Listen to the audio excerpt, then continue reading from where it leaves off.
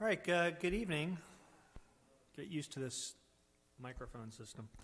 Welcome to the November 26, 2018 Costa Mesa Planning Commission meeting. I'd like to call the meeting to order and ask that you all rise and join me in saying the Pledge of Allegiance to our flag. I pledge allegiance to the flag of the United States of America and to the republic for which it stands, one nation, under God, indivisible, with liberty and justice for all. Roll call. Chair Andranian. Here. Vice Chair D'Erico absent. Commissioner Harlan. Here. Commissioner Navarro-Woods. Here. Commissioner Zick. Here. Okay, we don't have any announcements and presentations by staff tonight, so we'll move on to the public comment portion of the meeting. To ensure fair and equal treatment of all who appear before the Planning Commission and to expedite city business, speakers are limited to 3 minutes during public comments to speak on any item within the Planning Commission's jurisdiction which is not listed on the agenda. So if you're here to speak on a specific agenda item, there's going to be a separate public comment period for each one. Right now is the time, if you are here to speak on anything that's not on the agenda and is within our jurisdiction, it's time to come to the podium right here and speak. Good evening. Good evening. Am I speaking loud enough so that you can hear me? I'm not used to I can hear you. Okay. I hope you all had a nice holiday and everything. What I wanted to mention is I wasn't aware that we had changed anything regarding the use of the word pawn on pawn shops. And I noticed the other day that there is a big sign at the business at the corner of Flower and Newport Boulevard. And if you're going southbound from 19th Street, you see this huge sign in red that says pawn. And I thought that in their conditional use permit that they were not allowed to use that. They could use buy and sell and things like that. So I would hope that if that's changed, you know, that's fine. But if it hasn't, then I think that the signage should be changed to conform with what was in their approved conditional use permit. Thank you. Thank you. Anybody else here to speak on any item that is not on the agenda tonight? All right. Seeing none, I'll move on to Planning Commissioner comments. Commissioner Zick. Nothing tonight, Mr. Chairman. Commissioner Woods. Nothing for me, thanks. Commissioner Harlan. Nothing tonight, Mr. Chair.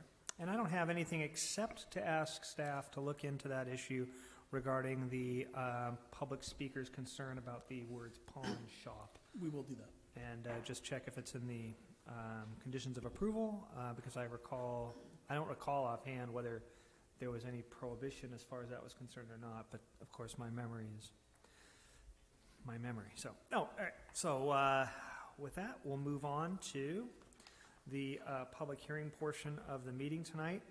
And tonight we'd like to make a motion to take the new business item out of order and place it first, because new business has a discussion regarding non-secured loading and unloading areas for Measure X uses, and that may be of some value to the Planning Commission and the public with regards to the public hearings that are on the agenda tonight. So I'm going to go ahead and move that we move new business and hear that item first. Do I have a second? I'll second. Okay, there's a motion and a second. Any discussion? Seeing none, I'll call for the question.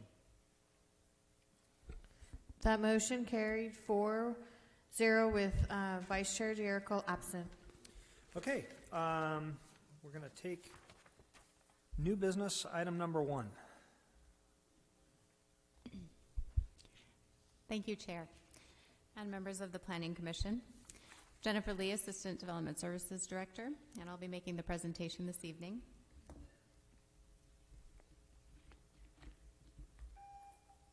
Oh, sorry, I screwed that up. My mistake.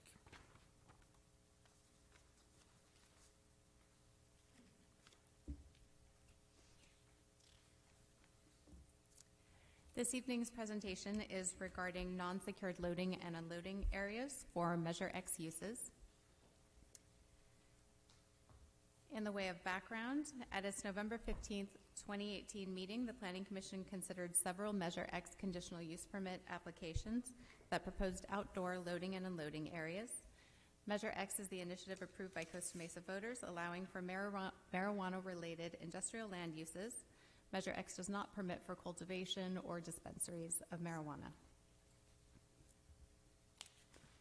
At the last meeting, the Commission requested staff return with additional information regarding general information on security risks, considerations in allowing for non-secured loading and unloading of product, as well as considerations in whether or not to include a condition requiring an armed security guard for Measure X applications proposing outdoor loading and unloading.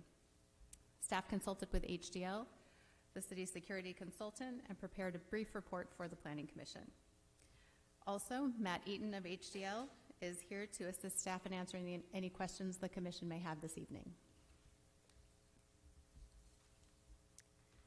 The city has approved 19 Measure X facilities. Of those 19, 8 involve outdoor loading and unloading.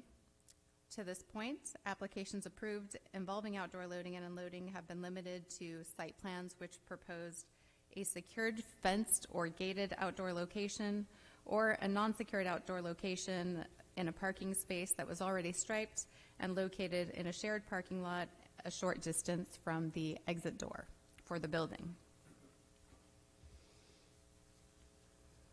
In the way of examples, this is the application from Oil House located in Cambridge Park. This is an example of a conditional use permit that had an approved fenced and gated outside location directly outside of the door where loading and unloading would take place. This next example is Seven Leaf, also located in Cambridge Park. In this example, there was a designated parking space in a shared parking lot outside of the building, but a short distance, in this case approximately 15 feet from the exit door. And the last example is Yummy Karma, located in Cambridge Park. In this case, there is a designated space already striped in a shared parking lot, and in this case, that space was approximately 25 feet from the door across a parking lot drive aisle.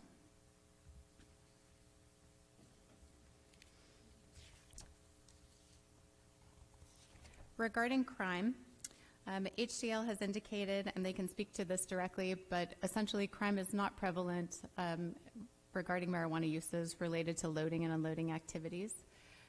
Also, regarding distance to the loading area, there is no particular industry standard. This is something that is in the discretion of the Commission to condition. As part of the city's normal requirements, we do require video surveillance of the pathway and also the loading and unloading area if it's outside the building. It's already under video surveillance if it's inside the building. And essentially, there are many considerations as to whether to allow outdoor loading and unloading and at what distance the city considers it to be acceptable.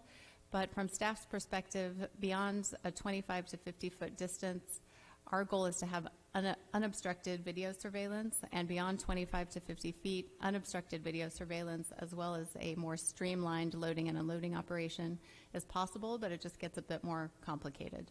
So staff's memo reflects this information, and essentially beyond 50 feet, we would present the operational plan for loading and unloading to the Commission, and we could review it on a case-by-case basis. Regarding the armed security guard requirement, up to this point, the Commission has required a condition of approval requiring an armed security guard for 2 conditional use permits, and those were the 2 that were reviewed most recently that proposed outdoor loading and unloading. Again, there is no industry standard as to whether to require an armed security guard. Some cities do, some don't. Some require security but not armed security. And this is really left to the discretion of the city and, in this case, the Planning Commission. If the Commission would like to consider requiring an armed security guard, the report prepared by staff suggested that it may be appropriate when you have, for example, a concentration of Measure X uses in close proximity, where the businesses could potentially coordinate armed security patrols for the entire area. It may be less appropriate if there's sort of single operator with a loading and unloading area very close to an exit door. The goal this evening is to present this information to the Commission and begin a conversation on this topic. There is no action to take this evening. This is a report to receive and file, but staff is open to answering any questions that you may have. If the Commission would like to provide feedback, we are open to that as well. We do intend to agendize additional Measure X applications for the next Planning Commission meeting, December 10th. We will also have HDL, our security consultant, at that meeting as well. That concludes my presentation, and I'm happy to answer any questions. Thank you very much. Commissioners, any questions, comments? Commissioner Woods? Okay, I'll go first. Did you have an opportunity to review what other jurisdictions, how they handle loading and unloading, and what sort of specific requirements or instructions they may have from municipalities regarding that? Staff did look at several other requirements from other municipalities. Costa Mesa is unique in that we allow only sort of distribution and manufacturing related uses. Most other cities, their regulations focus more on dispensaries, so I wouldn't say that they were directly applicable. I would like to have Matt Eaton come forward and talk a bit about his experience as to a broader range of cities that he has worked for both in California and in other states, and I think he can provide a broad perspective.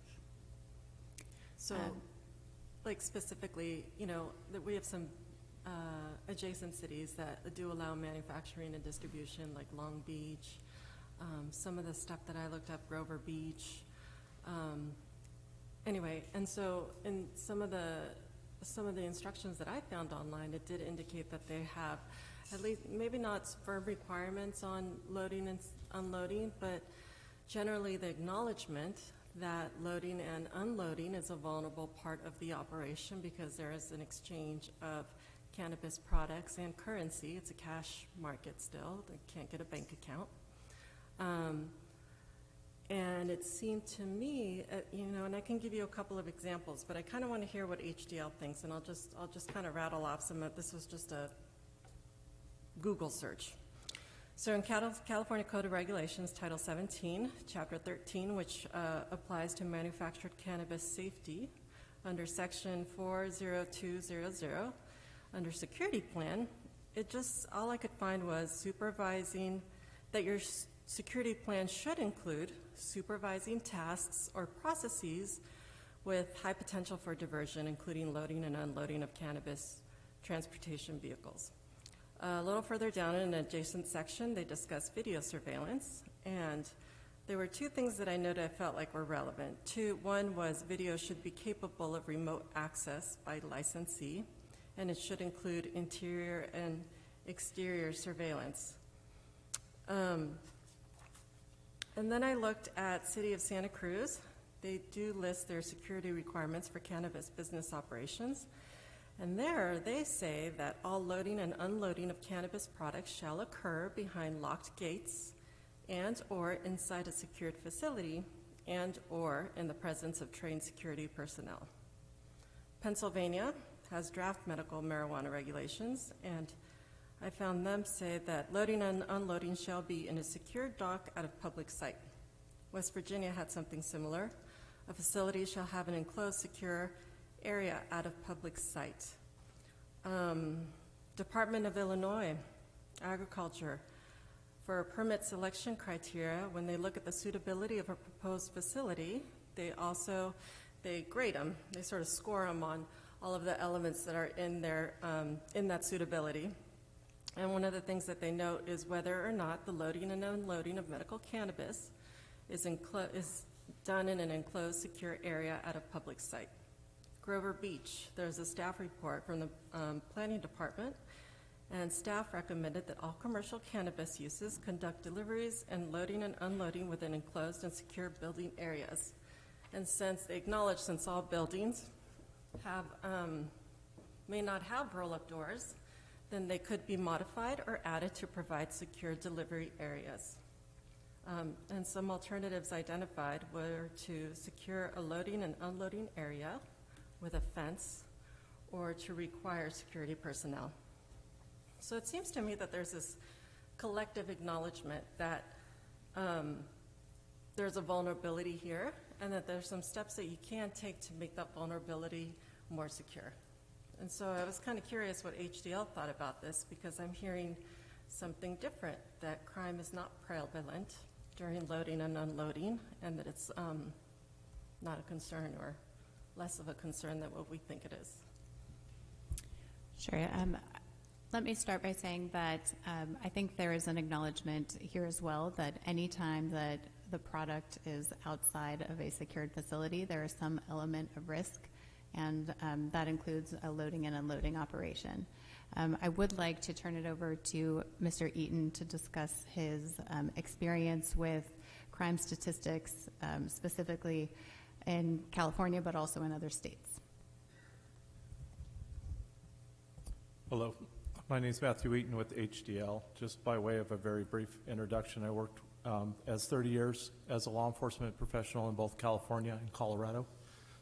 In 2011, I was hired with the Department of Revenue Marijuana Enforcement Division to help develop the enforcement protocols for the entire state. After doing so, I was instrumental in opening the Denver field office and the Northern field office. They're responsible for training and conducting training and advising local governments, both the city and county, in the northeast corner of the state. I've testified as a expert witness in both civil hearings, state legislative hearings, and criminal hearings with regards to security. So with that said, the focus of the security, first and foremost, is the state regulations acknowledge that licensed premises is where the rules apply. And so on the licensed premise. So in the event that security is to be addressed with loading and unloading, it is always the assumption or talking about with regards to the licensed premise. In many locations throughout the entire state, there are requirements that people park in parking structures like downtown Los Angeles and unload in a parking structure and take it down the street and bring it. So it's certainly unique to the geographical locations and the jurisdictions that are dealing with this issue. The goal in creating your local requirements is, one, to address and reduce the likelihood of crimes of opportunity. So you want, if the activity cannot take place on or within the licensed premise, you want it to take place in close proximity so you can reduce the likelihood of that crime of opportunity. The other is to reduce the issue with quality of life complaints with regards to the business conducting operations or activities outside that license. You really want to encourage that all activity that can take place within the licensed premise. Crimes related directly to the industry, a vast majority, and we've seen this in both Colorado, in Nevada, and in Washington, and at the beginning of California, most of the crimes that occur are occurring in the licensed premise are employee generated. They're not that type of crime of opportunity that is taking place during the transfer of goods or inventory from the vehicle to the licensed premise. In the 8 years that I worked in Colorado and consulted with the state of Nevada and Washington, I know of very little, if any, incidents of crimes that took place during that transfer of goods. That it was always during the transportation when they were not near a licensed premise, or the crime occurred, which was shrinkage or employee theft, the crime of opportunity, taking the inventory from the inside and by an employee.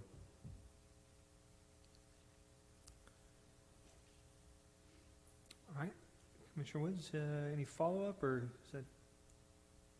I was curious. Okay. Thank you for that. That makes a lot more sense, because I think I had the assumption that that would be a big vulnerability during the transportation from, say, from loading, unloading to the door itself. So I was curious, of the jurisdictions that you've interacted with, what sort of security measures have they enacted to secure the loading and unloading part of the operation? So some of the examples that I gave earlier were to have it out of sight on a secured dock or behind a fence or with security personnel present. Have you seen that? Do you see that more frequently? Do a lot of cities require that, not require it, or is it just all over the place? Sure. So with HDL works with about 135 different agencies throughout the state, and then my experience in and out of the state it's across the board. The goal and the objective is for all the activity to happen within the licensed premise, and oftentimes many of these companies, either distribution, manufacturing, they all have private, secluded loading docks, and that is very reflective in their rules and regulations. So oftentimes the regulations are a direct reflection of the locations that they're licensing. Grover Beach is a perfect example. We were involved in writing their ordinance, and we looked at the available commercial locations and what the goals and objectives were of that jurisdiction, and helped them identify a set of rules that was suitable for them and suitable for the physical locations that they had available to them. In that particular location, they had loading docks and secure locations behind fences that were very suitable for that. We had no intentions of making the businesses create procedures that were unreasonable.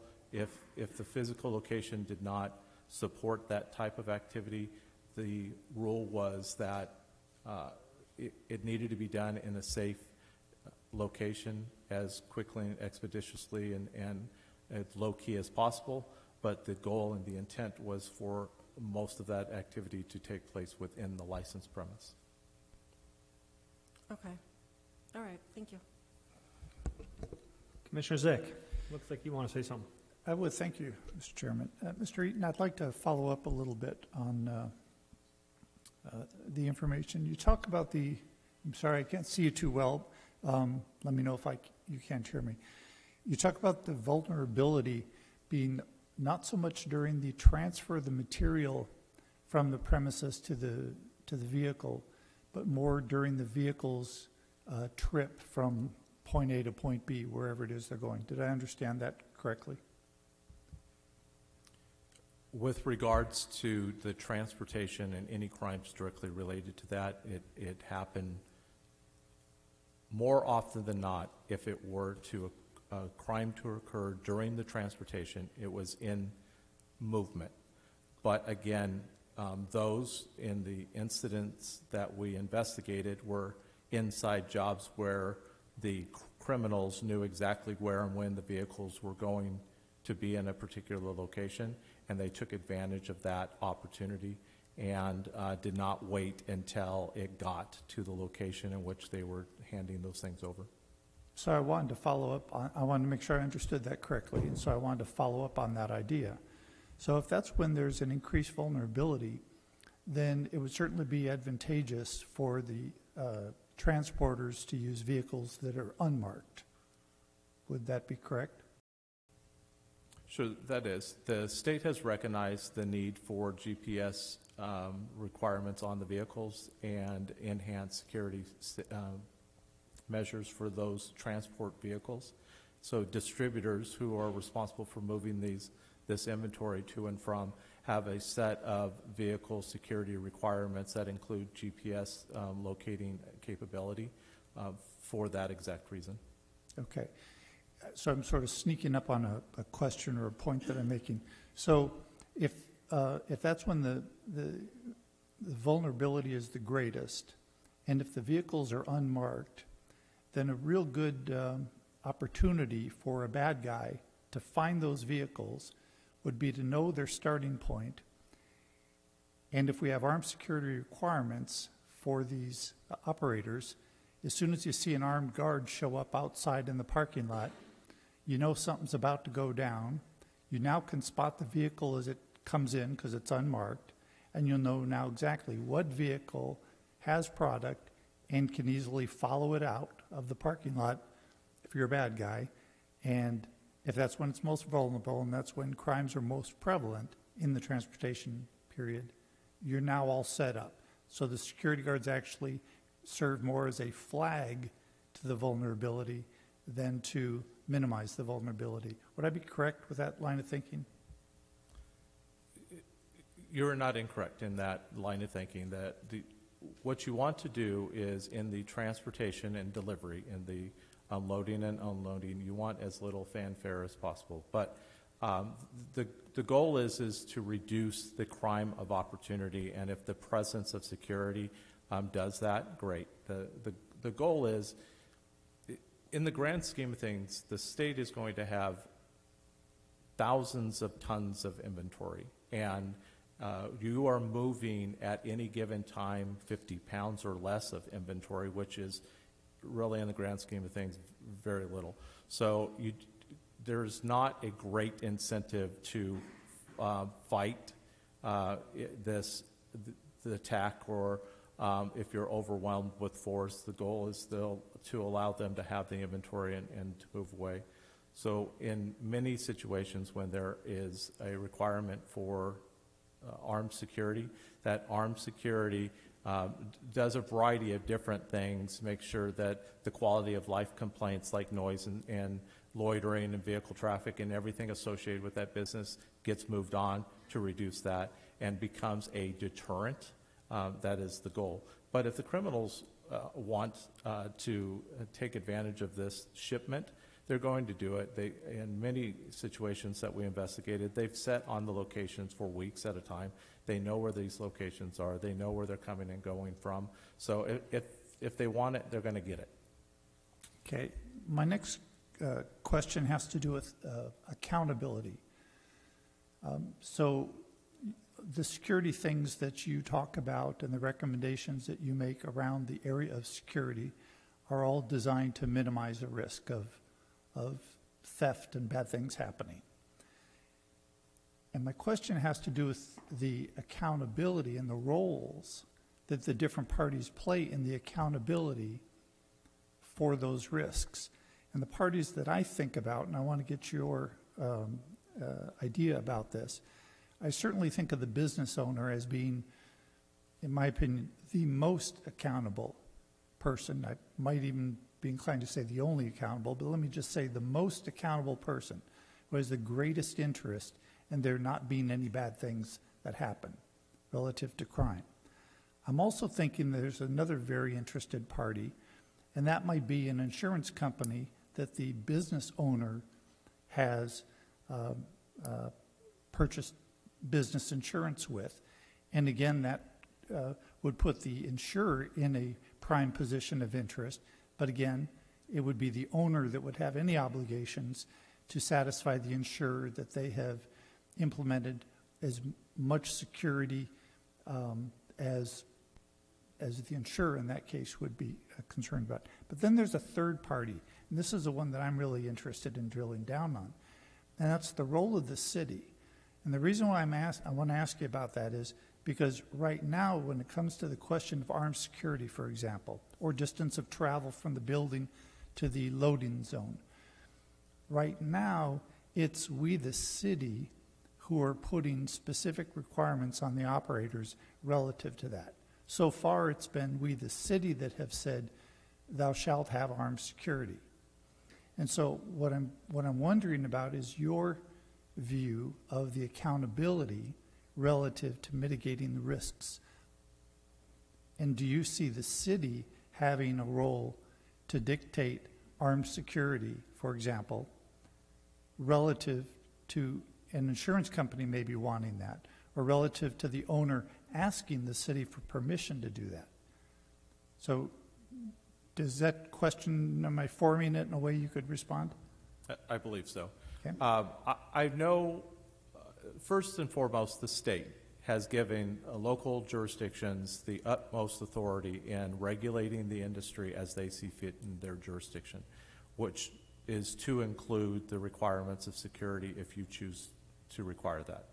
So the state has acknowledged that that is a possibility and that they would like to see cities exercise that right. I know of no direct instance where a city has been held liable for any activity of requiring something like security, and that kind of blowing up in their face and causing a problem. There is and I'm not a city attorney, so I only look at the aspect of security itself. The more you try to take on, the more responsibility you try to take on, the more you end up ultimately assuming. So again, to go back, what the goal and the intent of state regulators was to allow the cities to control activity at the licensed location. And that would be what you are licensing, the envelope in which that activity occurs within those four walls or underneath that roof. And then that activity beyond that, the state has acknowledged that there is going to be some type of activity directly associated with that business, and they require that cameras be able to view 20 feet beyond the entrances and exits of all of those locations within that licensed location. And then they say nothing, and they make no attempt to take any other involvement or responsibility beyond that. And although I strongly encourage local jurisdictions to take an active role in regulating the licenses within their jurisdiction, we have experienced there is a certain limit to where you want to assume that responsibility. And somewhere, as Mrs. Lee explained, there has to be a line drawn somewhere, and where that is, it's different for every jurisdiction based off of the demographics of the crime stats, the physical location, how the licensed locations interact with the immediate neighborhood. All of those neighborhood impacts or compatibility issues are all taken in consideration to ultimately make that final decision. Okay. Thank you for that. I have one last question, and I'm not sure if it's a question you could respond to or if staff would want to respond to it. And it relates to the requirement for armed security or any other physical security type requirements. And the question is there any other kind of business in the city, whether it's a bank, jewelry manufacturing, jewelry retail, might be some other examples that I could come up with. Are there any other businesses in the city where we dictate a security requirement on those businesses to provide armed security or any physical security measures within their facility? So, regards to any other business, similar businesses that sort of have a movable, high-value product, let's say pawn shops, jewelry stores, banks to a certain extent, the city has not required armed guards for those uses. We have conditioned a video surveillance system, and we have conditioned specific duration of security and certain storage requirements and quality requirements. And we've worked with the Costa Mesa Police Department in developing those. We do not require armed security guards for those uses. Thank you. Very helpful. Thank you, Mr. Chairman.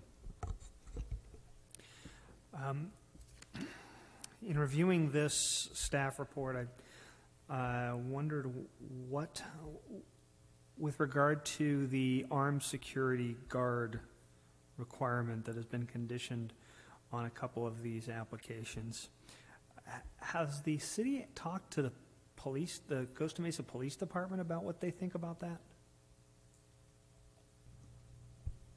We have consulted the Costa Mesa Police Department. A member of the police department staff reviews all of these applications as part of our interdepartmental review team.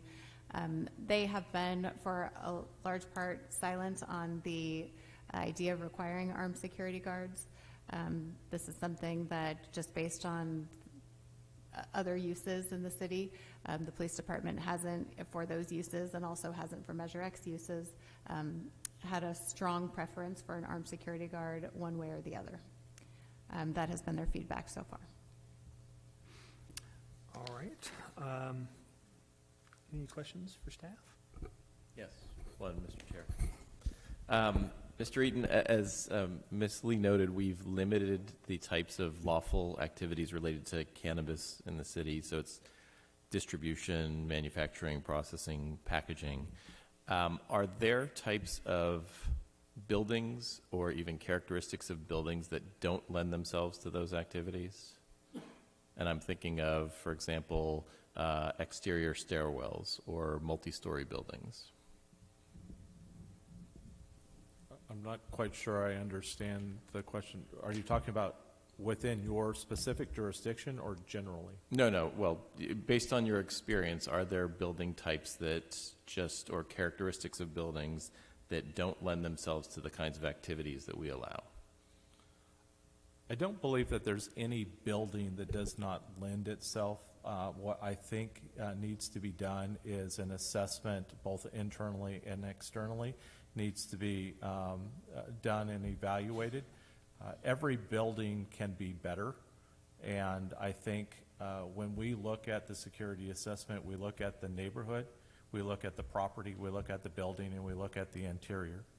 Once we get to the interior, we understand that there's a certain level of activity or administrative privileges that take place within that building for that specific type. And what we want to be able to do is to assess the administrative privileges, the type, and what those activities are, and evaluate that to the building itself and the immediate neighborhood and how it affects everyone else. So to answer the direct question is, there are situations where you may want, or an industry may want to put an extraction facility in a very porous, poorly built metal building. That may not be suitable because you can't control the odors. You can't, fire mitigation may be more problematic.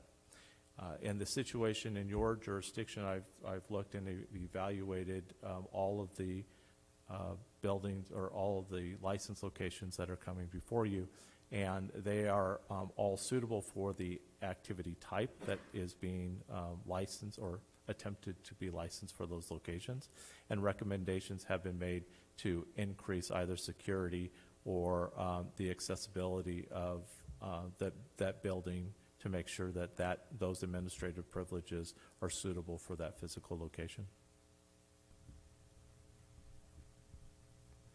All right, thank you. Commissioners, any other questions for staff? All right, at this point I'll invite members of the public who wish to address new business item number 1. Good evening. Thank you, Mr. Chair. Commissioners, Jim Fitzpatrick representing myself this evening. To start, Commissioner Woods, just want to let you know that banking is a possibility. If you have anyone telling you that they can't get banked, please have them contact me because I can provide that service to them. So one of the things here is that I haven't seen a fact pattern demonstrating a need.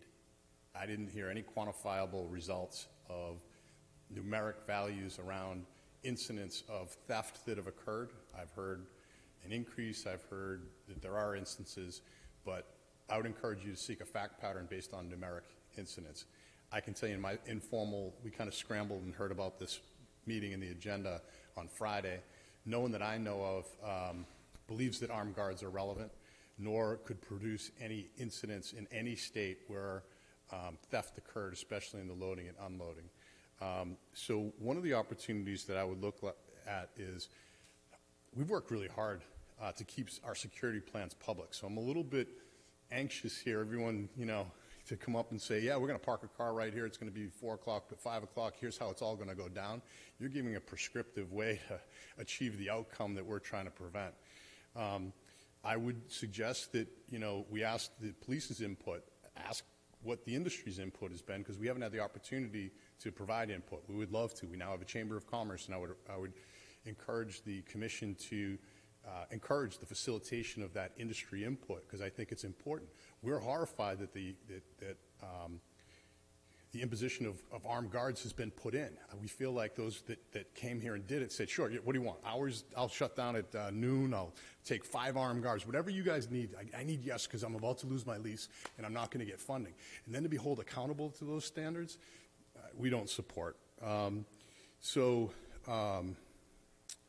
I would suggest, again, nobody that I know of wants an armed guard. All of our policies that you've seen from us have had security plans where we have a surrender, hand over the goods, hands up, walk away if safety is a profile.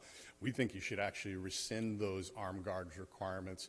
And you're seeing one tonight and any other ones until there's formal disposition of this. Maybe you could condition something that says, guards to be determined by staff, to give staff the flexibility to come back with something, not tell everybody exactly what went down, but after a more thoughtful process, you still have the opportunity to impose those things.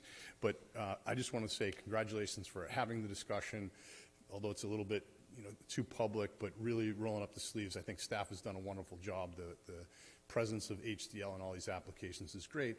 And Commissioner Zick, I think you hit the nail on the head that these operators, it's not like, man, we just want to be loosey-goosey. And you should see the money that they're spending on these facilities to make sure that they're secure facilities. They share your concerns and just would encourage the opportunity for the city and the industry to work together. Thank you. Any other public comment on this item?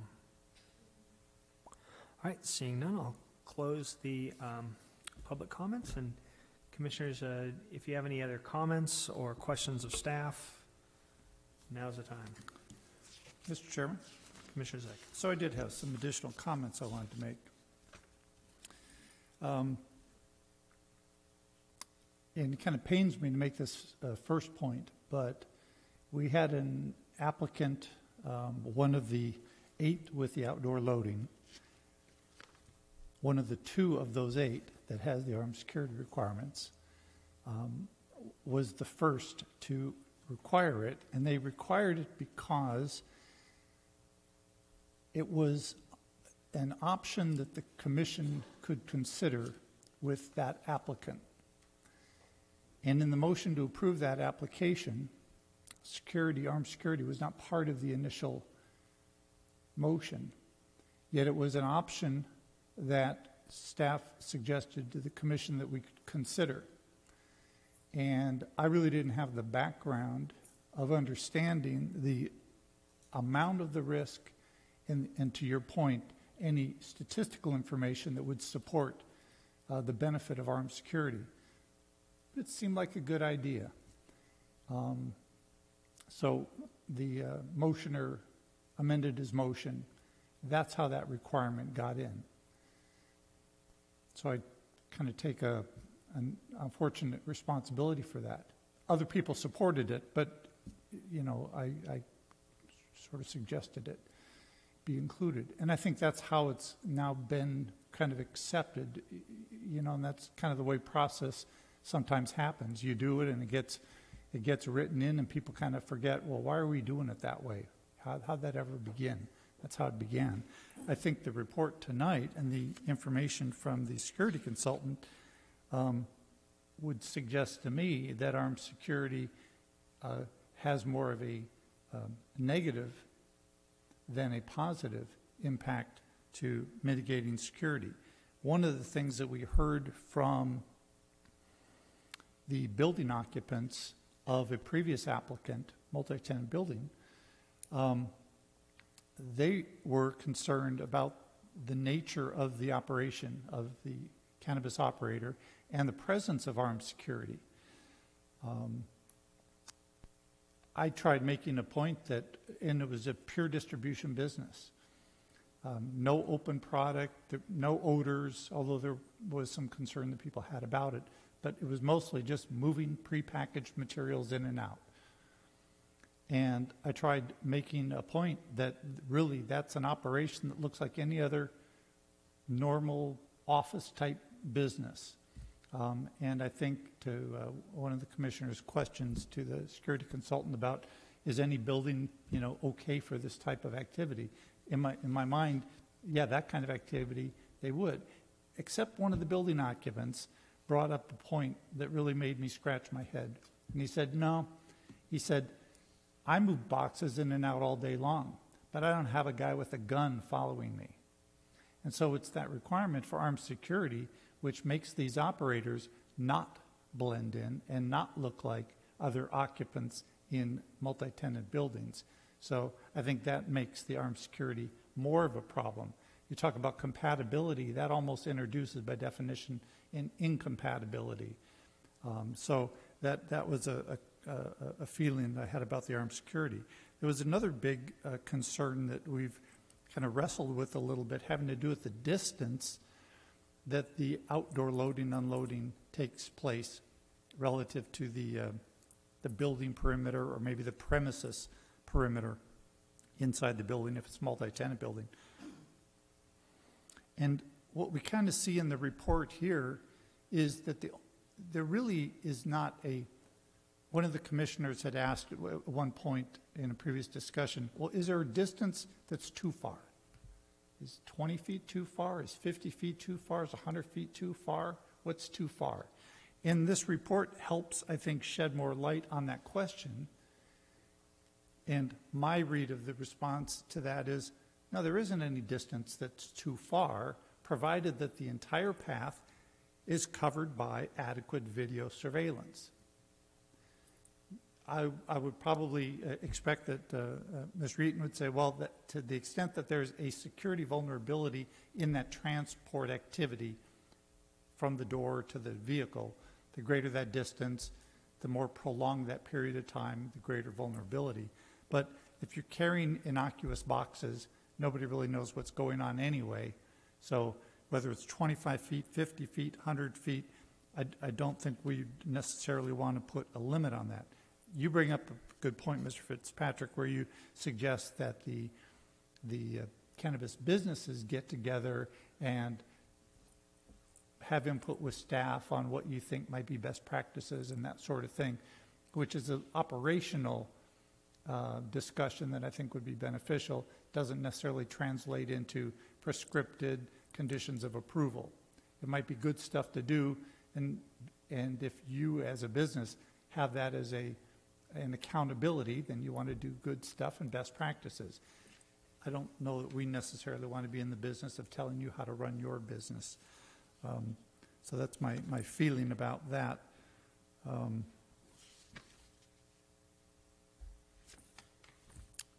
think those were the two major points I wanted to make. Thank you, Mr. Chairman. Commissioners, any other comments on this? All right. I got a couple of things to say, and in general, I think I agree completely with Commissioner Zick. I have some serious heartburn with regard to this condition regarding armed guards. I think that leads to will probably lead to more problems than it will solve. And according to the report, as I read this, there doesn't seem to be any evidence to support including an armed guard condition in conditions of approval for any of these businesses. You know, and I look at the, you know, I think that the cannabis business is relatively new, of course, and we're kind of, you know, much to the chagrin of many of the applicants, we seem to be kind of discovering things as we go along, and I think that's a problem, but it's an understandable problem for such a new industry and where we don't really have a lot of precedent to go on. But anyways, I have a real problem with the armed guards condition, especially considering there isn't, I mean, I'm not aware of, and maybe you can correct me, but I'm not aware of any instance where that was deemed necessary, so I think it probably would add to more problems rather than solve problems. And I would imagine that if these businesses are having problems getting held up in the parking lot, that first of all, the police would probably have something to say first and foremost about that. And secondly, the industry as a whole would probably get together try to figure out a solution quickly. I also note that, while it's not exactly analogous, the liquor industry, I don't think has any. I mean, we have a lot of liquor stores and a lot of bars, and they're delivering product that's expensive and valuable. And I'm not aware of any instances where liquor distributors have been held up trying to deliver, beer, wine, and spirits to liquor stores, but maybe I'm wrong about that. But I think it's kind of analogous in that respect. And so I think that until we see, my opinion is until we see some actual statistics or evidence to support adding a condition like an armed guard, which seems to be pretty drastic, that, in my opinion, the city should lay off on that. As far as the distance is concerned,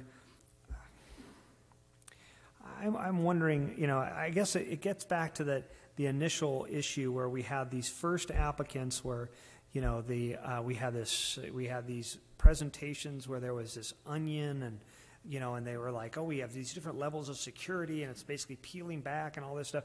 And now we're at the point where we're like, yeah, if you want to walk it down the street, that's fine. Just make sure you have a camera on.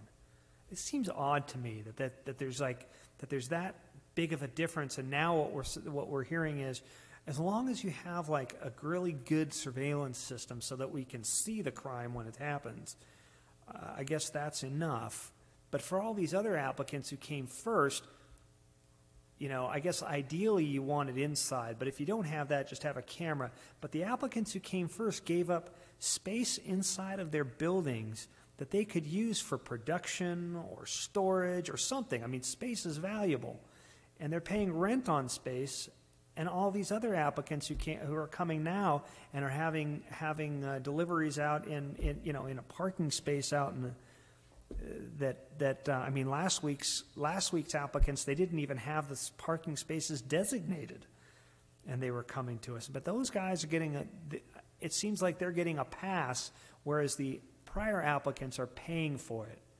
So I'm still kind of struggling with how we deal with that issue, because it just doesn't seem right to me that we have some guys you got to roll in the doors and lock the thing, and then all these different levels of security and X-ray machine. Well, yeah, I'm going a little far there, but point is I'm not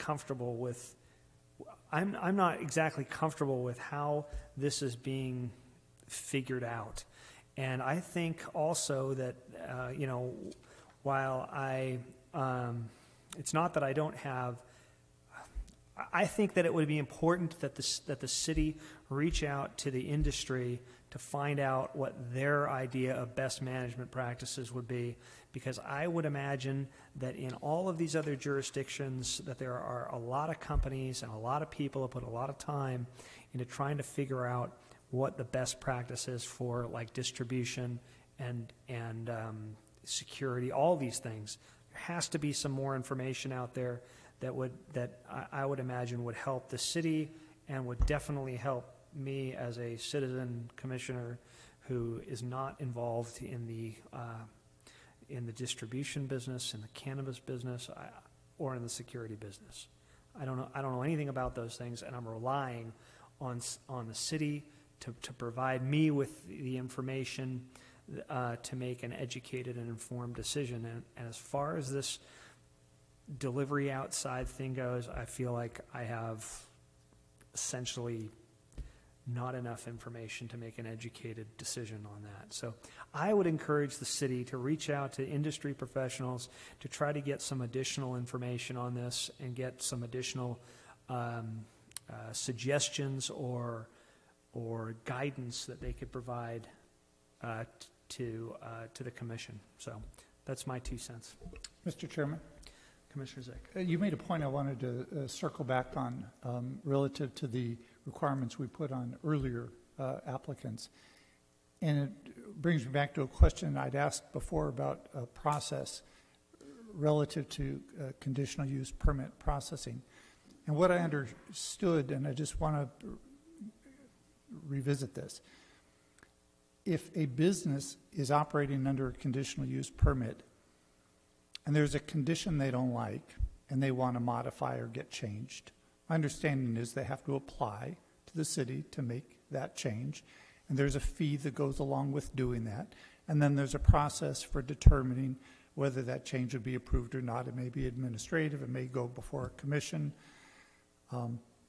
But my question is, what if we, the city, have determined that a condition that we put on a business, like armed security, was no longer something that we required or wanted, and we wanted to relieve an applicant, a business, from that requirement? My question was, what is the process for doing that?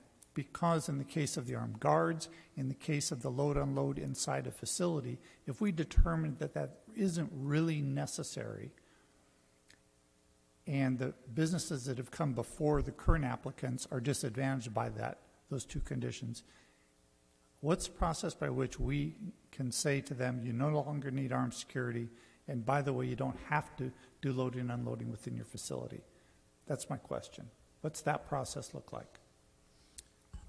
I can take that, Mr. Chairman, Mr. Commissioner. Basically, we had a similar circumstance with Major X applications earlier this year when the City Council adopted a new ordinance that allowed adult use marijuana where it was originally prohibited. So we had a number of conditional use permits that were for medical only that did not allow adult use.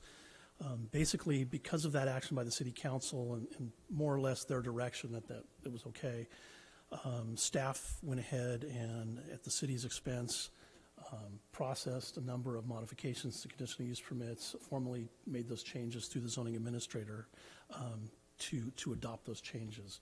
And if the commission wanted to do something along those lines with a similar condition, I think staff would take a similar approach of running it through at least a minor modification. So there's technically the correct action is taken to modify that condition.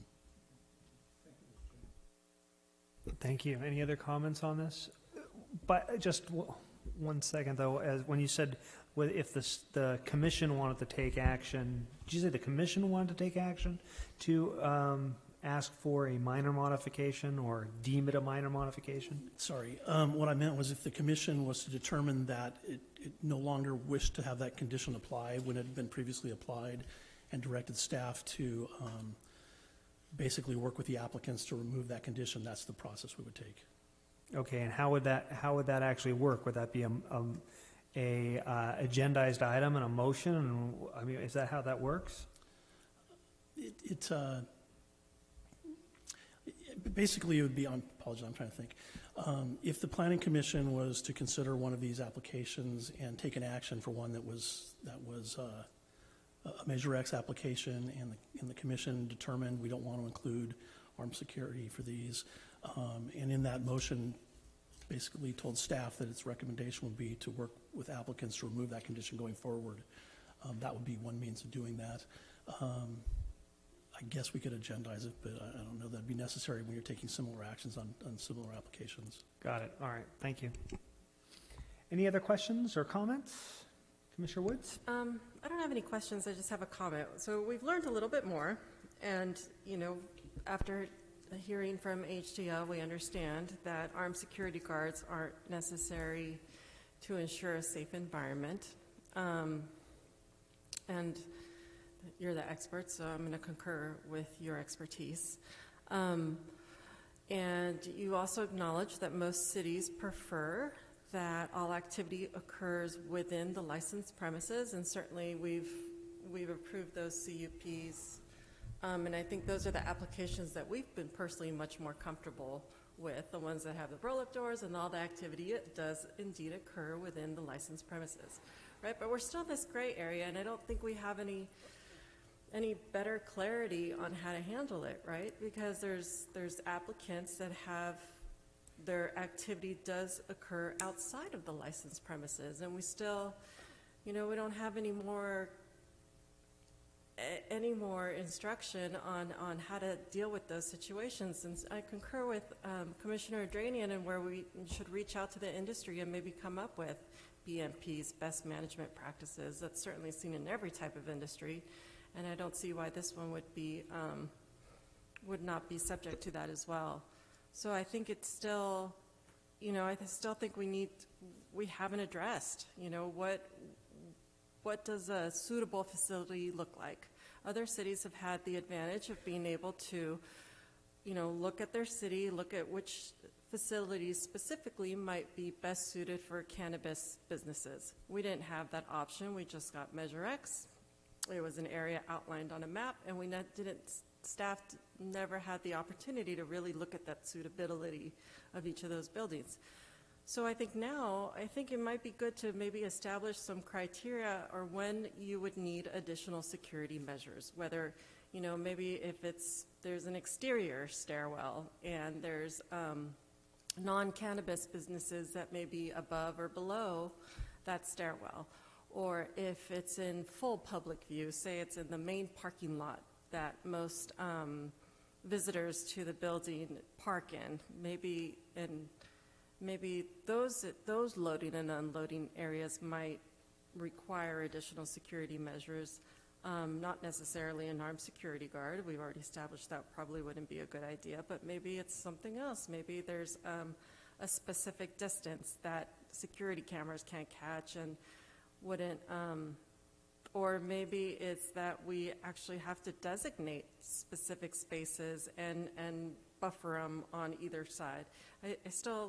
I agree. I still haven't heard a whole lot on how we can mitigate for potential vulnerabilities in buildings that aren't exactly, don't lend themselves to this type of activity or don't lend themselves to the cannabis activity occurring within the licensed premises. I think the only thing we've really learned today is that armed security guards aren't a good idea. The rest of it, I still don't have a clear idea of how we can make it better. All right. If that's it, then I guess we'll go ahead and receive and file this item. All right. Thank you very much. Let's move on to, sorry about that. Public hearing item number 1. Public hearing item number 1, planning application 18-19 for marijuana manufacturing and distribution facility, Trans LLC, at 3505 Cadillac Avenue, Unit M102. This is a call to report any ex parte communications. Mr. Chairman. Commissioner Zick. We're going to be doing several of these, so I'll just report now that I met today with the principles of Triad, which is number 3 on our agenda. And while I was in the 3525 Highland Avenue building, I also swung by the Shelf Life suite and spoke to the principals there. They're not on our agenda, but just full disclosure on my activities. Thank you. All right. Any other? Nothing? Okay. So I guess on this, there's, as far as the staff report, Staff is requesting that the commission continue this item to the December 10th, 2018 meeting. all right. I'd like to make a motion that we open the public hearing and then continue the hearing until the December 10th Planning Commission meeting to allow staff time to coordinate additional details with the applicant. Second. All right, there's a motion, a second. Do we, I guess we do that now and then we open the public hearing, right? Yeah, and then we'll make a motion to. You would open the public hearing before you take your action. When you take your action, you would be basically continuing the public hearing to be certain. Okay, at this point, if any members of the public are here to speak on planning application 18-19 on item number 1, you can come up and speak now about that. All right, seeing none, I'd like to go ahead and make a motion to continue the hearing to December 10th, 2018. That's the motion. Second? Second. Okay, I'll call for the question. That motion carries 4-0 with Vice Chair Derico absent. All right, planning, public hearing item number 2. Public hearing item number 2, planning application 18-33 for a marijuana manufacturing and distribution facility, Podology LLC, at 3505 Cadillac Avenue, Building H. This is a call to report any ex parte communications. Okay, staff report. Chair, again, staff is requesting that the commission continue this item to the December 10th, 2018 Planning Commission meeting. All right, thank you. Now, if any members of the public are here to speak on public hearing item number 2, I'll open the public hearing and come down and speak on it now. All right, seeing none, I'd like to make a motion to continue the hearing to December 10th, 2018 Planning Commission meeting to allow staff time to coordinate additional details with the applicant. Second.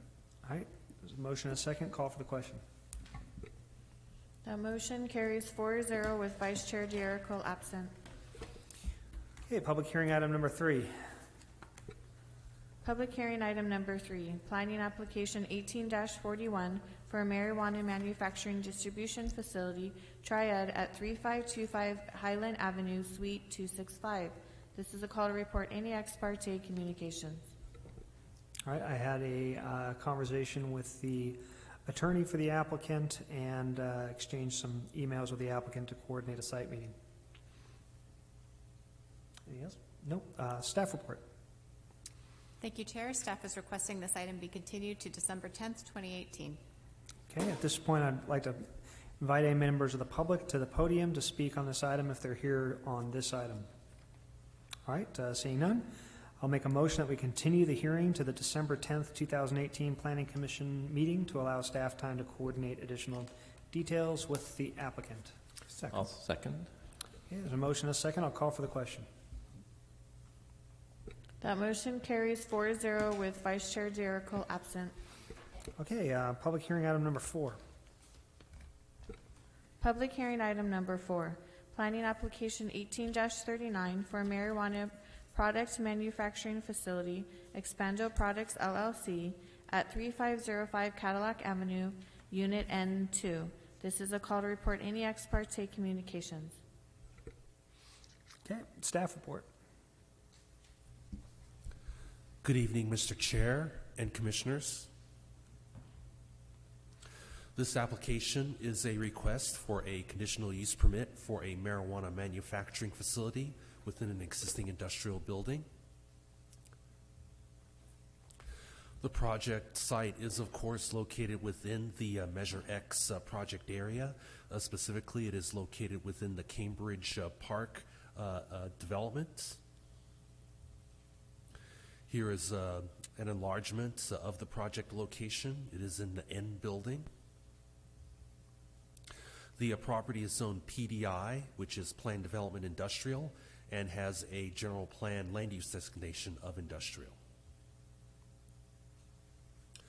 This map shows the project location, which is in Suite N2.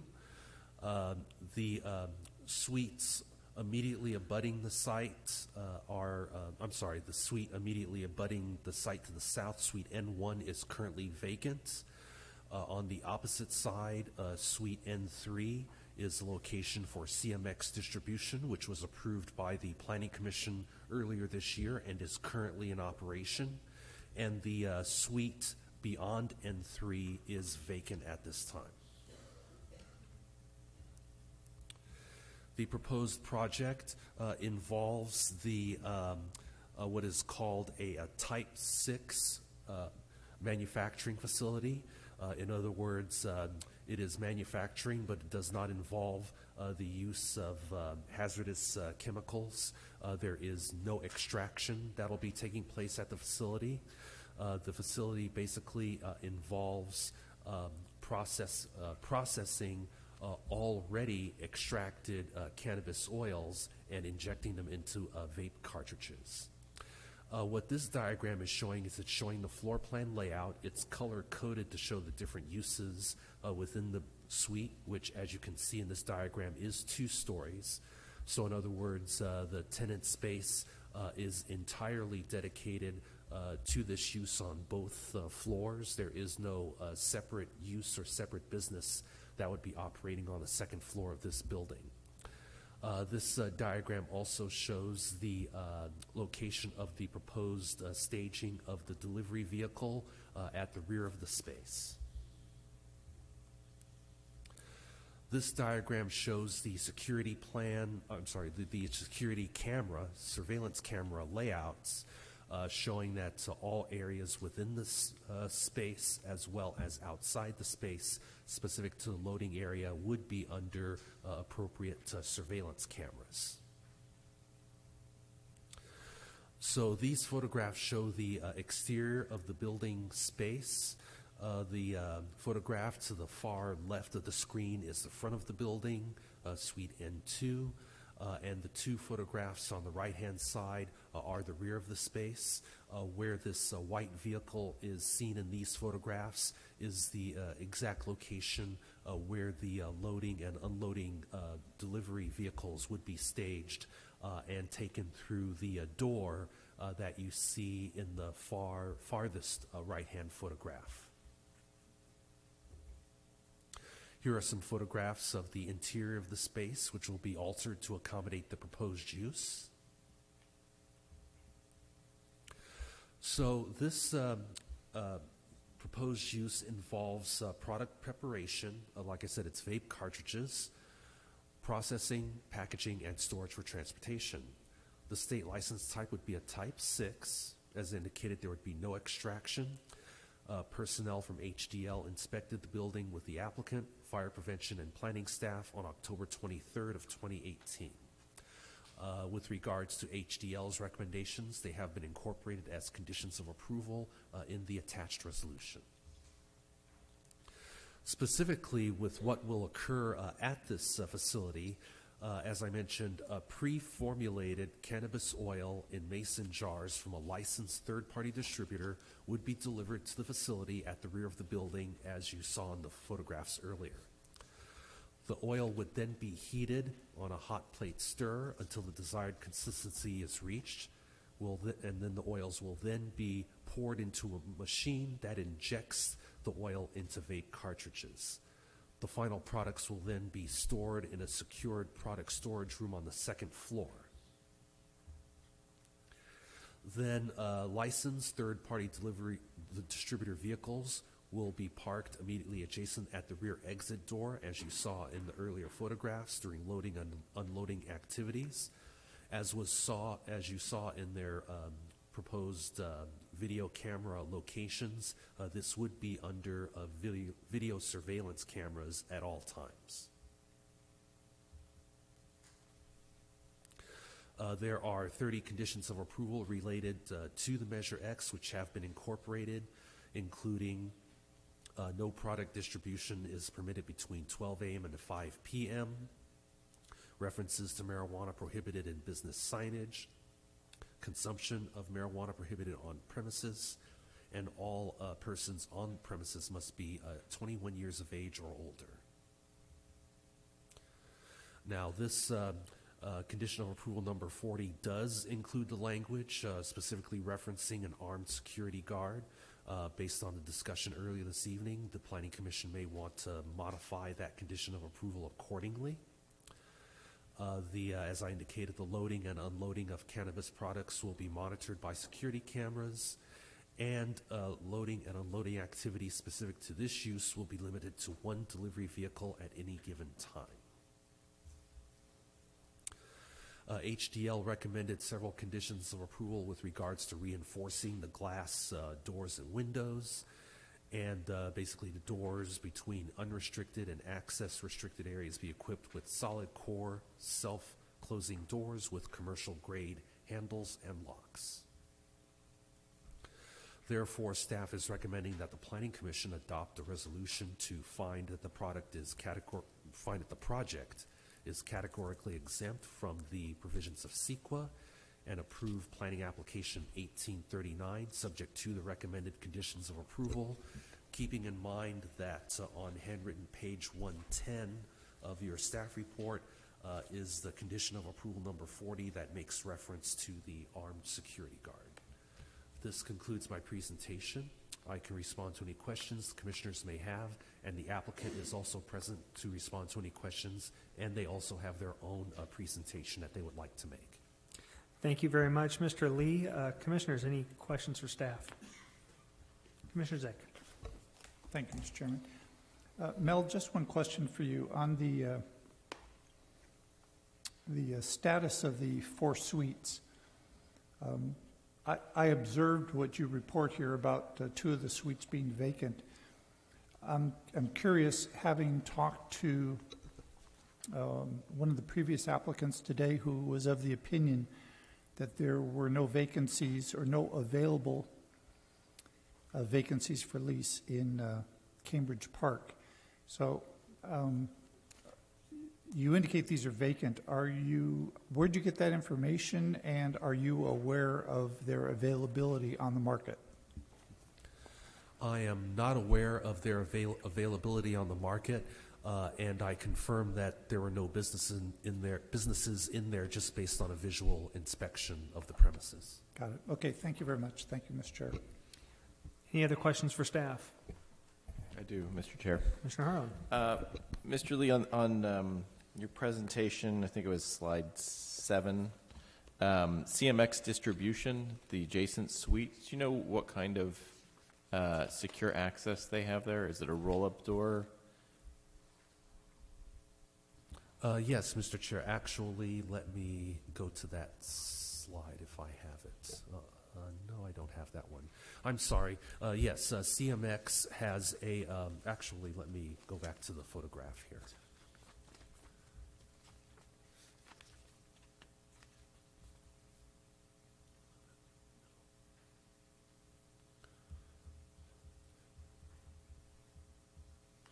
So CMX actually is occupying the suite immediately adjacent to this one. You see those 2 roll-up doors in the center photograph. Basically, both of those roll-up doors allows CMX to roll their delivery vehicles directly into the building. I thought I had their floor plan as part of my slideshow presentation, but what the commission approved was basically the ability for them to pull delivery vehicles inside the space during loading and unloading and basically close the roll-up doors. So do you know if the, what looks like windows now, if that space was previously a roll-up door or could accommodate a roll-up door? The glass windows that you see in this photograph is for the subject suite. And based on the interior layout of the floor plan, it would not be possible for them to accommodate a roll-up door for vehicles to pull in, just because of the stairway that you see in the upper part of the photograph that basically is leading to the second floor would basically render them without the ability to basically incorporate any sort of loading and unloading bay inside of the building. Any other questions for staff? All right, at this point, I'll open the public hearing and invite the applicant to address the matter. And before you start, I just want to know if you've had a chance to review the conditions of approval and if you are in agreement with them. Yes. Yes, we have, and we are in agreement with them. All right. Commissioners, staff, thank you for the opportunity to come and talk to you about our project at 3505 Cadillac. My name is Craig Fry. I'm a representative with the owner, Nick Rohan, who is here tonight, and we're here to make the presentation for you.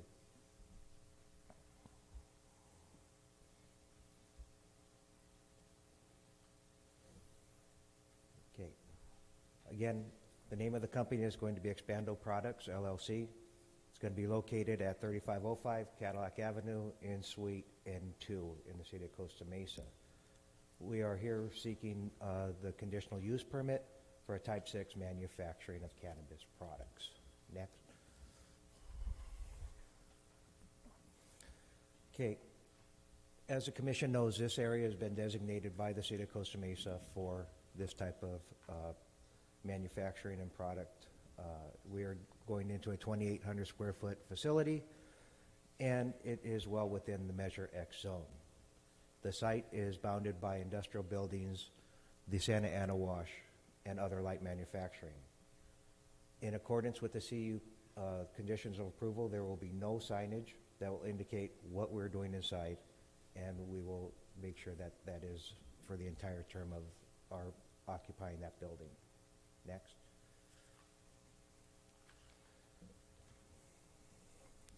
Expando Products has applied for a Type 6 manufacturing license. Type 6 manufacturing license permits non-volatile manufacturing. What we'll be doing is filling vapor cartridges and then allowing manufacturers to conduct, and the state will allow manufacturers to conduct packaging and labeling of such cannabis products. Expando Products will produce a complete line of cannabis oil vapor cartridges only. Cannabis products will be sold in child-resistant, odor-proof, tamper-evident packages that will not be attractive to younger kids. Expando will produce approximately 5,000 products a month at startup and gradually increase up to 40,000 units per month. It's important that we understand what a unit is. A unit is going to be a vapor cartridge, which is approximately this size here.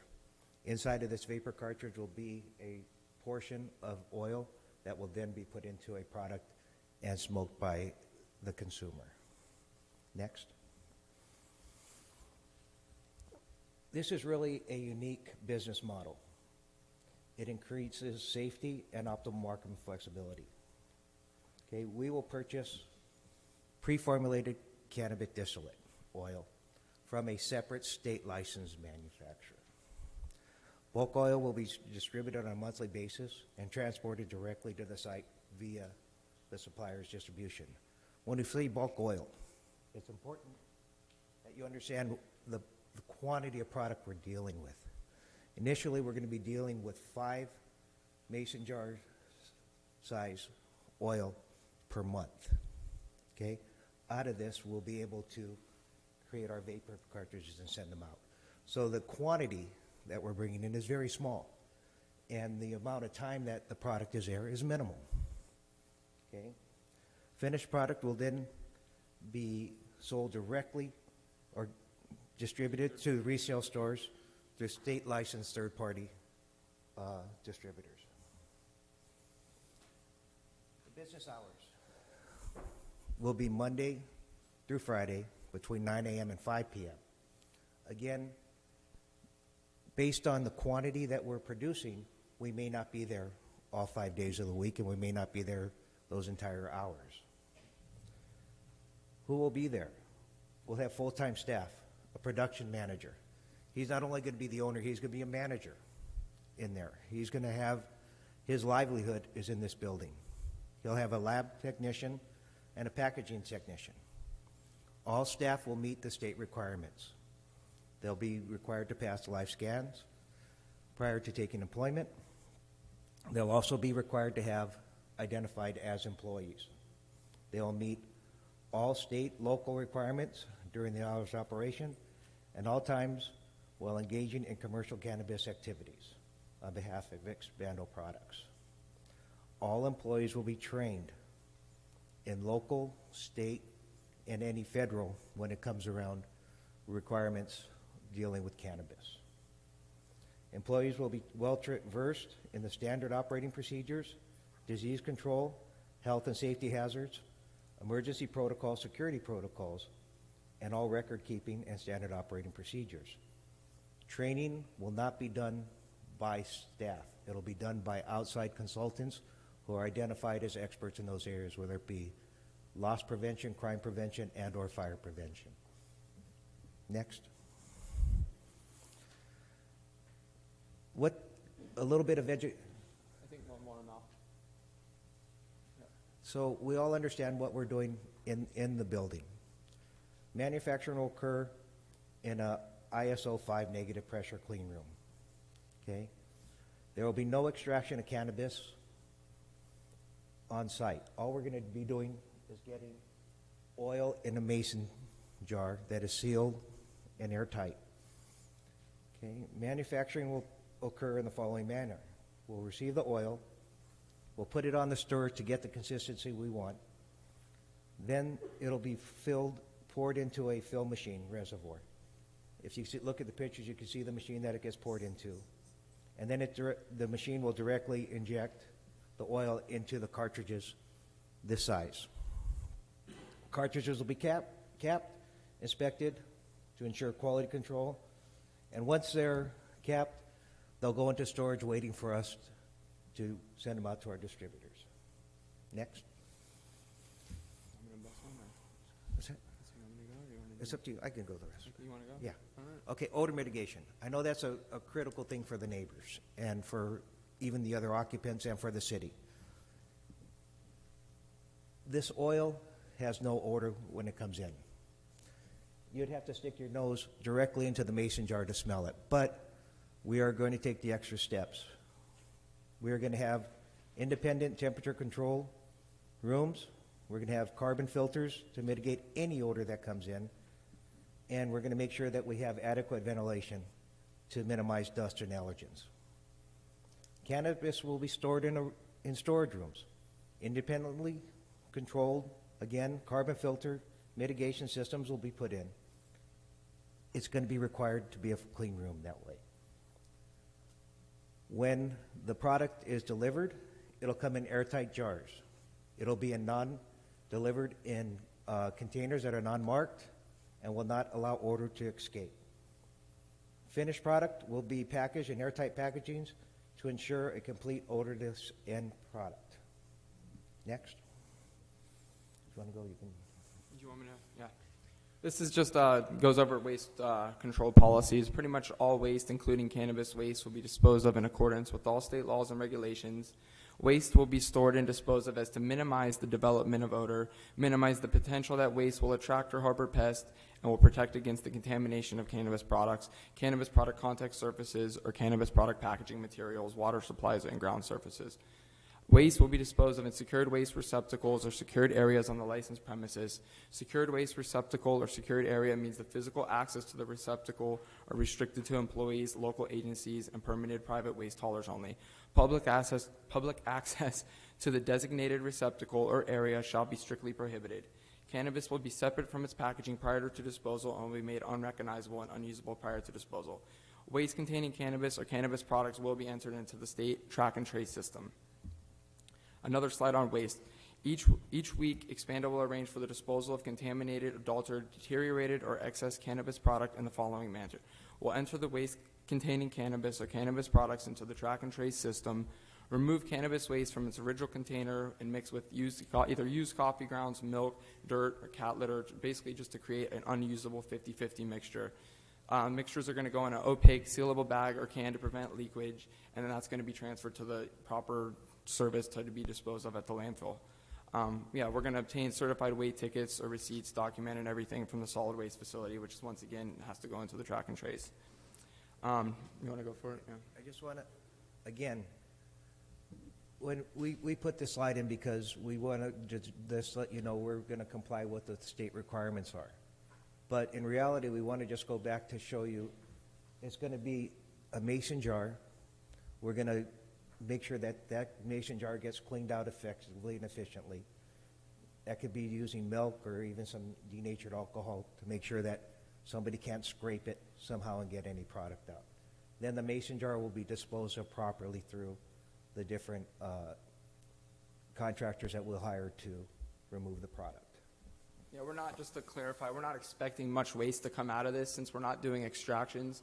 Pretty much we're bringing in to start, literally 5 of these jars are coming in, scraped very precisely because every bit counts, and those are going to be filled in. So if there's any waste, will literally be, you would have to maybe take your finger and be able to maybe scrape something out of there, which in that case, we're actually going to go through all of these procedures just to make sure that nothing is left, and we actually would dispose of the, anywhere from 5 to maximum projections reaching 40 jars per month. So just to kind of clarify like how low waste we are actually talking here. But next, Basically, the room functions, just to give you an idea of exactly like what these rooms are designed to do. The proposed site provides sufficient space for the manufacturing and corporate functions of the Expando Products brand. The design of the facility provides optimal flow for all working functions, including manufacturing, delivery, storage, and ancillary use. All rooms allow for adequate space for equipment, storage of materials for maintenance, storage of sanitary operations, and the production of the quality cannabis products. The building allows for the taking of adequate precautions to reduce any potential for allergen cross-contact, contamination of cannabis products, cannabis product contact surfaces, or cannabis product packaging materials by microorganisms, filth, or other extractionist material, which is basically sums up everything that goes under an ISO 5 clean room. So mitigates all odor with carbon filters going into it, and pretty much a completely dust-free environment. The use of independently temperature-controlled rooms allow for optimal function per designated use. Next month. This is just a product flow diagram that basically takes you through the steps of exactly how everything's going to go from the moment any cannabis product enters onto the facility to moving on to processing, storage, everything, and actually exits the facility. So incoming drivers are going to park in the designated area located in the rear side of the building. Once again, that's immediately adjacent to the back entrance door we have. Security guards would be there to an incoming delivery driver as cannabis product is brought in through the rear entrance. The cannabis product will be moved directly to Office 1, where all transactions will take place. Cannabis product will be securely stored in Office 1 until ready to be processed. Cannabis product will then be moved directly to the clean room for processing and packaging. Then the finished packaged product will be boxed and moved directly to either Storage 1 or Storage 2 until the time of outbound shipment. For outbound shipments, they'll be moved directly to Office 1 immediately upon distributor's arrival. When the distributors arrive to receive the outbound shipments, they will park back once again in the designated area located on the rear side of the building, immediately adjacent to the rear entrance. Distributors will be accompanied by the security guard to enter through the rear entrance. They'll then move through. Well, first they're going to step into it. There's a separate delivery area that they have to step through to actually get clearance. Once clearance is provided through then it's actually they get to move on to the main facility, basically. So upon entrance to the main facility, they move back to Office 1 to finish any transactions that would take place. And basically the last one is, they're going to be accompanied by guard as they exit the facility back to the security vehicle. Deliveries will be held at random so that no pattern is discernible. Armed security will be arranged for all cannabis deliveries. Cannabis deliveries will take place at the rear alley of the facility. Delivery drivers are going to park in the designated location immediately adjacent up to the rear entrance under direct view of surveillance. So once again, back in the image that you see on the screen here shows where the white car is going to be is where we were planning to actually have any delivery vehicle park. So the path of delivery is most certainly going to be under 5 feet, but every time if we pull close enough, we can get that path of delivery with under even possibly 3 feet, to 2 feet. So all stages of the delivery, once again, are going to be monitored under video surveillance. What's that? You want to go? Yeah, just want to jump in back on that. Based on this discussion tonight, part of our approval process was to have an armed guard there, but would be working with the staff and figuring out what the commission wants. Again, we had talked to the Chamber of Commerce and listened to them. Our policy was, prior to hearing with the discussion tonight, was to have an armed guard because that was part of our requirement. But our policy was that it was going to be a surrender type of situation, even if there was one there. Again, where the location is, it will be designated and striped, and the amount of time from a secured vehicle into a secured building will be less than 2 to 3 seconds. Okay, as soon as they get out the door, the person will be waiting for them, open it, and then it'll be closed. So less than 2 to 3 seconds.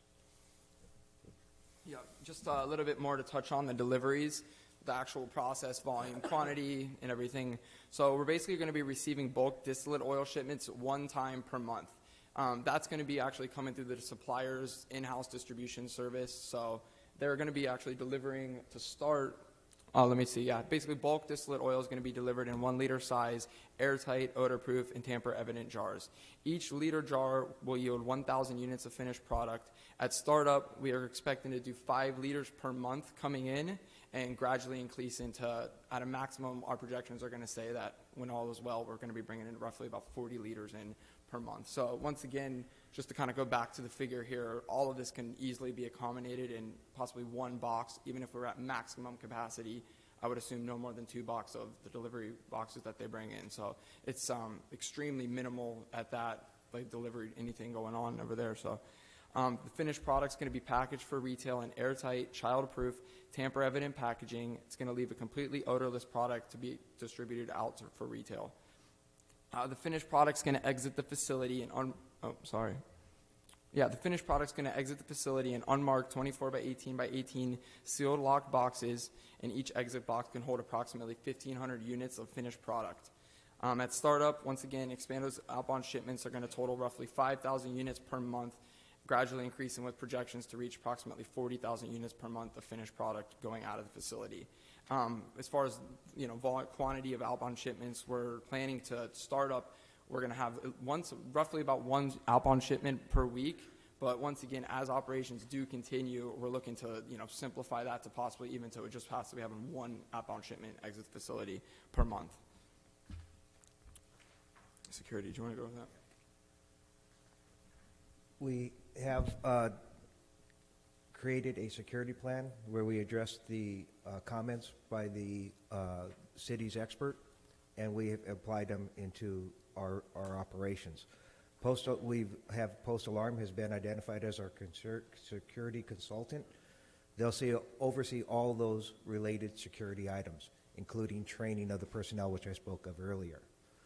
There will be very limited access into the designated areas. Only qualified people who are carded will be allowed into those areas. If you look at the floor plan, which we showed you earlier, any public coming in will be stopped at the receptionist and will not be allowed into the clean room areas. Okay. Cannabis products will be stored and reinforced basically in safes, so nobody can touch it. It'll be in areas that are locked and only accessible by certain people, the owner. Okay, the entire facility will be utilizing an access control system to monitor who goes in, who goes out, when they go in, what they go out. Okay, next. The camera system, it will not only be for the full perimeter of it, here's the Allergon CCTV. CCTV, yeah. Okay, so if we go to the next one, one more, and we have a diagram that shows where all the exterior cameras will be indicating. You'll be able to see both front, back, and to the sides. Okay, cameras will be placed strategically on the exterior of the building. Again, we're following the direction of the consultants where they should be. Camera will be placed to view all records and record all activities in the parking lot. Camera will be placed inside the buildings to record who comes in, where they're at, and when they're in those rooms. Okay? Recording systems will be housed in a designated locked security room with access to authorized employees with access cards. A sign-in sheet with date and time will be completed and maintained when recording room is entered by service personnel. Next. Here's a picture of the different camera locations, how our coverage is. So you're seeing we're covering both inside, outside, all the way completely around the building. Next. Go ahead. Yeah, this is just, shows a little bit more as far as the burglar alarm motion detection system. And if you want to go to the next slide, it just basically shows where everything access control, all, basically the fobs will be required to enter into a particular room. So, and just to point out, I know we mentioned in the slides that we have our security consultant. I don't think, it's basically Tom over here from Post Security. I don't know if you guys are familiar, but he's been doing a lot of these things, so I figured I would let it be known, I guess. Yeah, basically compliance, the project is considered light manufacturing, and it is consistent with the other uses in the immediate vicinity. All necessary permits are going to be secured before we actually begin build-out. All necessary licenses and permits will be in place before beginning operations, and we are expecting to be operational within 3 months of obtaining the CUP.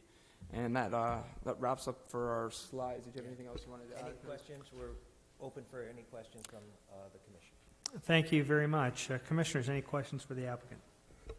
Commissioner Zick. I'm always good for a couple. That was a very comprehensive presentation. Thank you for that. And I do have a couple of questions. And I'm referring to your presentation. When you indicate that you have a non-volatile manufacturing process, are you referring with the volatility to the odors, the cannabis odors, the oil odors, or are you referring to the volatility of process chemicals? What's that non-volatility? That's the actually material. So they have type 6, which we're applying for California, and then they have type 7. So type 7 is probably what you guys are a little bit more familiar. So that's considered like full-blown extractions using any type of volatile chemicals or materials to do those. So we're talking butane, propane, anything of that nature. What they do is they go ahead and anything that's considered not volatile, like we're not using any, there's no threat basically to the community as far as hazardous materials, they classify under type 6 manufacturing, which it's still considered light manufacturing, but once again, we're not dealing with any extraction materials, but we are still, you know, we're injecting oil into cartridges and whatnot. But so that's where the two, I don't know if you guys have had, I've been, you know, keeping an eye on obviously a lot of them, so I don't know if that's something you're familiar with, but it's, yeah, basically we're not using any chemicals or any hazardous materials in the process of manufacturing. Okay. The hot plate use, what temperature are you heating the oil up to? It's not, it's a stir plate, so it's not actually hot. It's a lukewarm temperature at that. I would have to, you know, I don't can really provide you the exact temperature of that because certain batches obviously vary and stuff, but basically it heats it up to enough, and then there's a magnet that goes inside of it, and so you're not actually sticking any materials inside that need to be come back out where you can, you know, any drippage or anything like that, and basically it just slowly warms it to a lukewarm temperature just until the magnet in the bottom starts spinning. That just kind of loosens it up and makes sure that it's at the optimal consistency to be injected into the machine, and just ensures that, you know, everything's been mixed properly from there. So yeah, pretty much that's it. Lukewarm, okay. Yeah. I was just going to come back and add, prior to getting into the consulting, I used to be the fire marshal for the city of Los Angeles. And so I looked at his whole operation, I looked at the process. There is no fire-related issues involved with this. Okay. You talk about having an independent HVAC system. Does that exist now, or will that be part of your tenant improvement alterations? No, that's currently existing, yes. Yeah. Okay. Each unit in that building that we're in, N1, 2, and 3, and 4, we all each have our own there. So. Okay, and then you indicate the use of carbon filtration. Where in the system will you be placing those carbon filters? That's going to go into each room with, obviously with the clean room and any room that would actually have any type of cannabis product in it, which is going to be the storage 1, storage 2, and then, you know, the office 1, which are the names of it on the floor plan, are going to be reinforced with those carbon filters just to make sure that no odor would come out. So, but once again, there's not going to be, besides the path of delivery, any cannabis that travels outside of those rooms is already going to be, you know, packed and secured in a way that it would, you know, no odor could leak out of there regardless. So, and then just to kind of like retouch back on it, we're not actually dealing with any like cannabis flower or trim or anything like that that would actually produce an odor. Strictly the product that we're dealing with is cannabis distillate oil, which you would like Craig said, you would literally have to stick your nose to it just to get even like a tiny smell out of it. So once again, we're taking a nearly odorless project, you know, just to start, and reinforcing it with all these same odor filters and everything, you know, up to the same standards as people would, you know, cultivation or anything. So I'm trying to better understand. I think thank you for all that, but I'm trying to better understand the carbon filtration system you're intending to use. Could you describe that better for me? Yeah, there's going to be carbon filters that will be placed into each duct that leads into the individual rooms, and there'll be more stringent filters that will be placed in the so-called clean rooms that we're going to be actually dealing with the product once we're in there. So those carbon filters will be inside the ducts. They'll be changed on a regular basis. And a lot of this is going to be controlled by county health as well as the state health department, and when we're going to change them and make sure that they're maintaining the standards. And the system will have enough pressure to pull the return air through those filters? Yeah, well, through our normal, you know, HVAC system, we'll be able to pull enough product through there to or enough air through there to make sure that is clean. Okay, and then you referred to a clean room. Is that a certified clean room?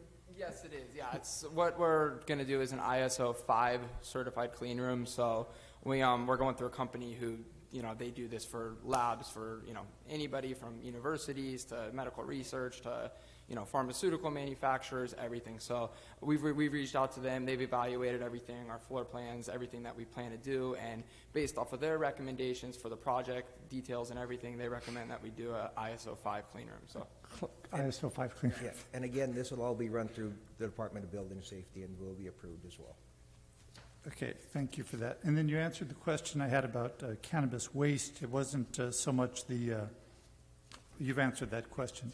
When you referred to this idea of a 50-50 mixture, so I hear that and I'm thinking 50% of one thing, 50% of another, and if 50% so what you talked about, there's going to be 50% cat litter with 50% of waste material? It goes back to more in the processing product prior to us getting. That's why we're not really concerned with it in our operation here.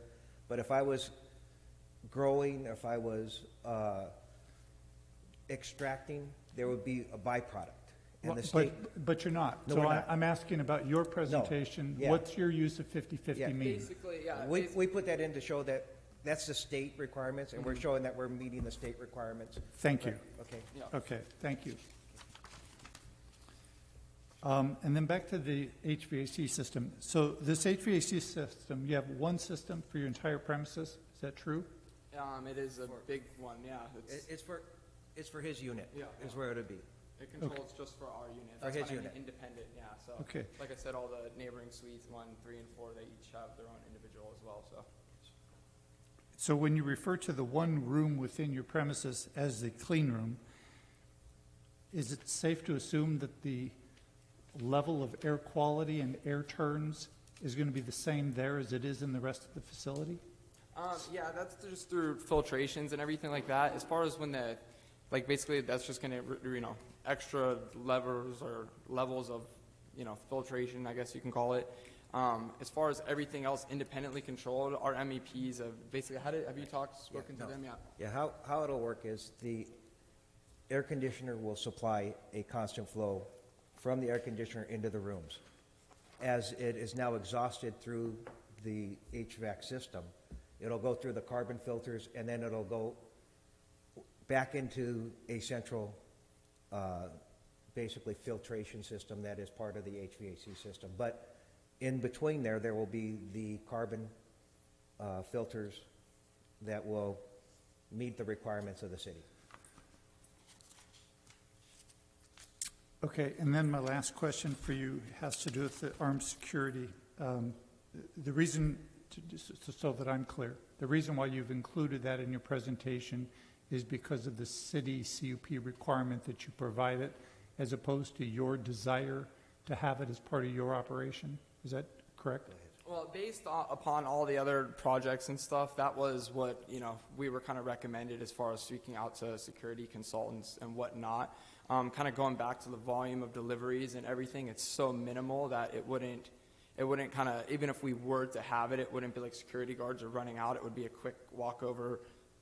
One box kind of goes in like that and it's done. So that is something that, once again, I feel, I don't know, I don't want to be caught in the middle of kind of everything that's going on. But we developed our operations based on what best practices to date and what we've been hearing through the commission and what the recommendations were from the planning staff. So we would go with whatever way the city wants. Okay, so just for clarity, I'm going to take another run at my question. The only reason why you're having it in this presentation is not because you're desiring it, but because the city has it as a condition of approval. Yes, the answer to that is yes, because even our policy was a surrender policy. So our direction to a security guard would never to take his weapon out of his holster unless it was, a life or death situation, which product is not a life and death situation. Thank you for that answer. Thank you, Mr. Chairman. Commissioners, any other questions for the applicant? Commissioner Woods. None for the applicant. I just have a couple of questions for staff. The first one is... Do you want to wait until after the public hearings closed, or do you want Yes. do you want input from the public on that? That's a great suggestion. I'll wait until the public hearing is closed. All right. Commissioner Harlan? I do have a question for the applicant. Yes. I'm curious, when you were looking for tenant space, whether a space with a roll-up door was important to you, or if that was even a consideration.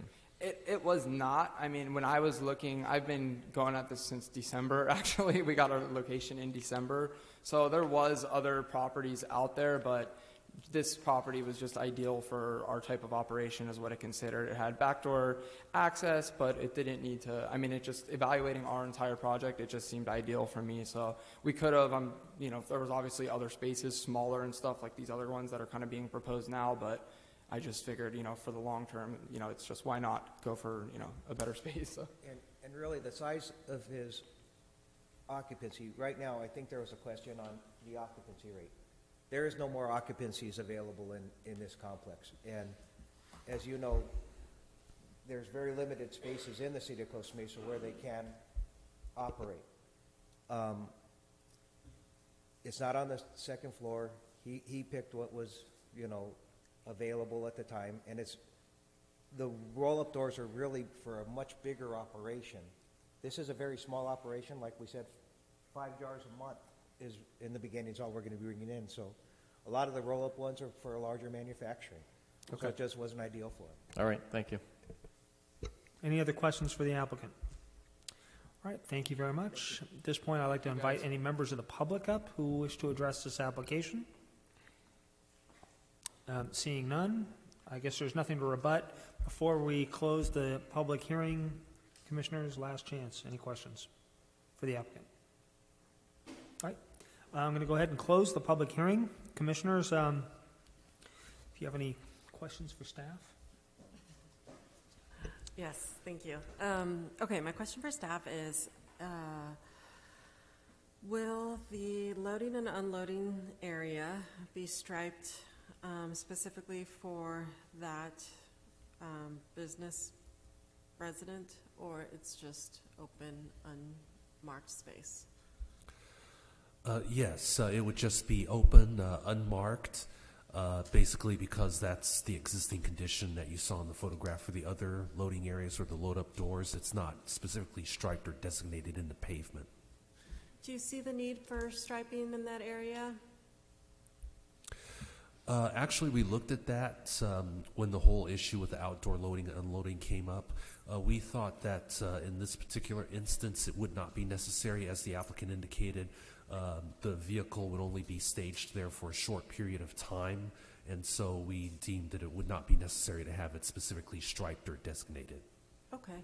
And then I understand there's a first floor and the second floor. The applicant's indicated his plans to use the whole space. Could they ever sublease, say, the first floor in its entirety or the second floor in its entirety to a different cannabis-related business or other type of business? It's my understanding that if they were to propose that, then they would have to go back through the whole process for modifying their marijuana business permit as well as modifying their conditional use permit. Okay, so the CUP only allows for them to operate in the first floor and second floor entirely. Okay, thank you. All right, commissioners, somebody want to make a motion on this, or actually I'll make a motion.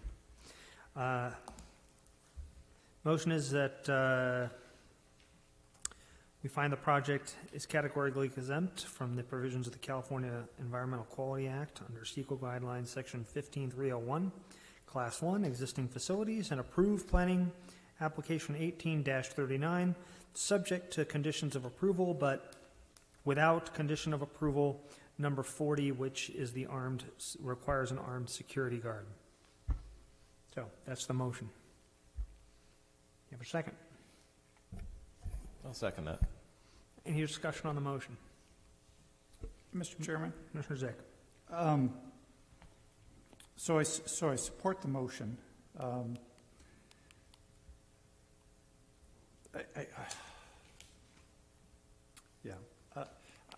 just making a note here. I was not familiar with the ISO clean room classification scheme relative to the clean room classification schemes that I'm familiar with. And Class 5 ISO is similar to Class 100 clean room. And you don't describe protocols that would be consistent with a Class 100 clean room. That doesn't change my view of support for the application and the motion.